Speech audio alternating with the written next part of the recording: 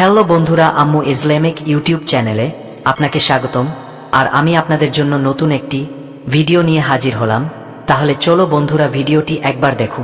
রাত্রিবেলা ঘর ছাড় দিলে কি হয়, কেন হযরত আলীর আল্লাহ ও রাত্রিবেলা ঘর ঝাড়ু দিতে নিষেধ করেছে।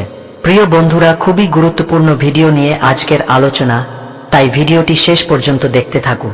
একবার এক মহিলা হযরত আলীরা আল্লাহর নিকটে এসে তাকে বলতে লাগলেন, হে আল্লাহ, আল্লাহু ঘরে 3টি পুত্র সন্তান এবং আমার স্বামী সবাই উপার্জন করতে সক্ষম। তারা সবাই উপার্জন করে, কিন্তু তারপরে আমাদের ঘরে কোনো বড় ক্ষতি, সবসময় অভাব অনটন লেগেই থাকে। আমরা অনেক প্যারিসের মধ্যে রয়েছি, আর সব ধরনের শুভ কাজ হতে আমরা পিছনে পড়ে যা। মহিলার এই অভিযোগ শোনার পর হযরত আলীর আল্লাহ তাকে বললেন, শুনে রাখ, যে ঘরের প্রতি বদল করা হয় অথবা যে ঘরের উপর কোনো মানুষ অথবা প্রাণীর বদ্ধ থাকে, সেই ঘরে বন্ধ থাকে না। আল্লাহ তাআলা সেই ঘরে বোর করতেন না। তখন মহিলা বল, নোনা ঘরে আবার কে বন্ধ করবে? তখন হযরত আলীর আনন্দ বললেন, আচ্ছা বলো তো, তুমি তোমার ঘর কখনই ছাড়ব দিয়ে থাক? তখন মহিলা বললেন, হে আল্লাহ, আমার ঘর পরিষ্কার করার কোনো সুনির্দিষ্ট সময় নেই, কখনো সকালে বা কখনো বিকেলে, আবার বেশিরভাগ সময় রাত্রিবেলা ঘর ঝাড়ু দিয়ে থাকি।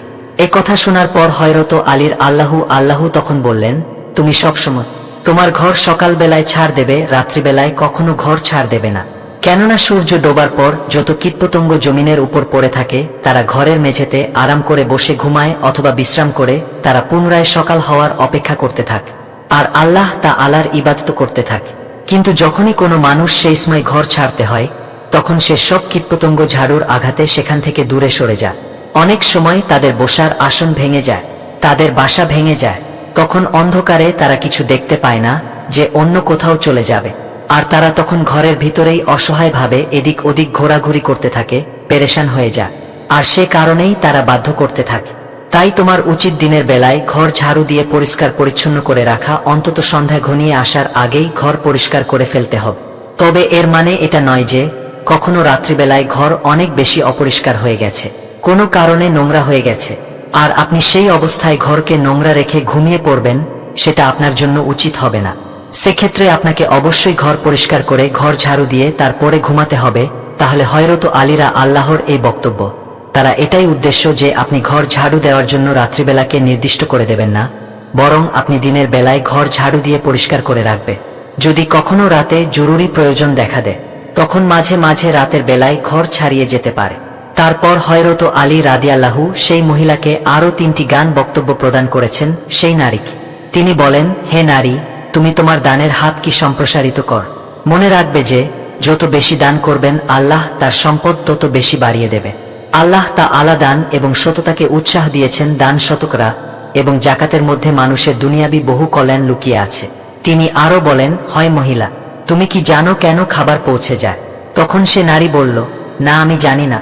তখন হযরত আলীর আল্লাহু সেই মহিলাকে বললেন, আল্লাহ রাব্বুল আলামিন খাবারের মধ্যে এক ধরনের পোকা সৃষ্টি করে দিয়েছেন, যাকে আধুনিক বিজ্ঞান ব্যাকটেরিয়া বলে থাকে।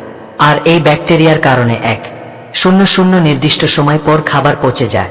আল্লাহ তাআলা যদি এমন ব্যবস্থা না করতেন, তাহলে মানুষ খাবারকে স্বর্ণের মতো বছরের পর বছর জমা করে রেখে দিত, আর তখন গরিব মানুষ না খেয়ে কষ্ট পেত।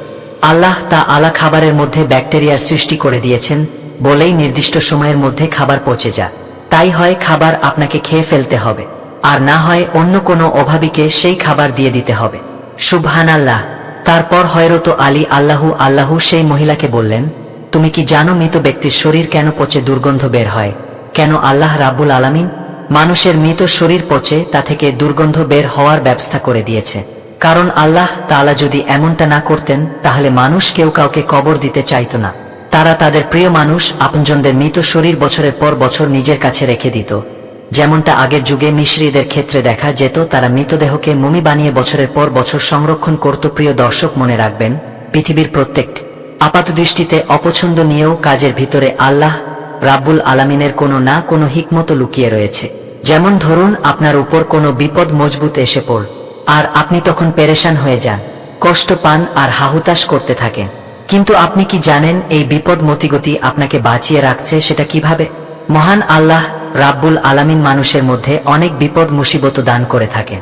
তা না হলে মানুষ কখন সুখ শান্তির অনুভূতি পেতে পারত না। কষ্ট আছে বলেই সুখ শান্তি আমাদের এত ভালো লাগে। অন্ধকার আছে বলেই আমরা দিনের আলোকে উপভোগ করতে পারি। একইভাবে দুঃখ কষ্ট ও পেরেশানি আছে বলেই সুখ অনুভব করা যায়। দুঃখ কষ্ট মানুষের জীবনে না থাকলে মানুষের জীবনটা অত্যন্ত বিরক্তিকর হয়ে পড়ত।